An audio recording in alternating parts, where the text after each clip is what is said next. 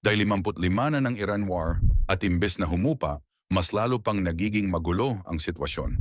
Kamakailan, muling kinansela ni Donald Trump ang planong pagpunta ng kanyang mga kinatawan sa Pakistan para sana makipag-usap sa Iran.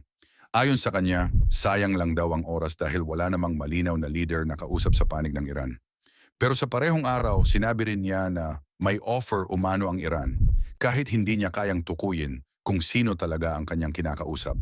Samantala, pinalakas pa ng Estados Unidos ang pressure sa pamamagitan ng pag-freeze ng 344 na milyong dolyar na cryptocurrency na konektado sa Iran, kasama ang panibagong sanctions sa kanilang oil network.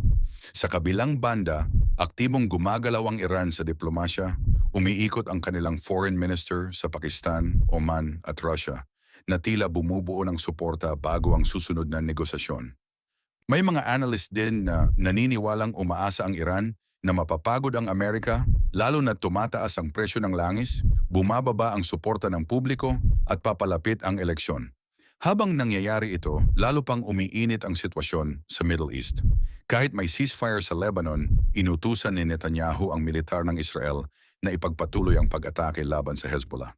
Sa loob naman ng Iran, unti-unti nilang binubuksan muli ang kanilang airspace at muling pinapayagan ang ilang international flights, isang senyalis na sinusubukan nilang kontrolin ang epekto ng digmaan sa kanilang bansa. Sa dagat naman, patuloy ang paghihigpit ng US.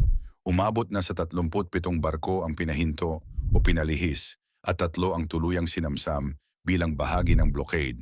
Ngunit kapansin-pansin, isang Russian luxury yacht ang nakadaan sa Strait of Hormuz nang walang kahit anong aberya, isang malinaw na contrast sa sitwasyon ng ibang sasakyang dagat.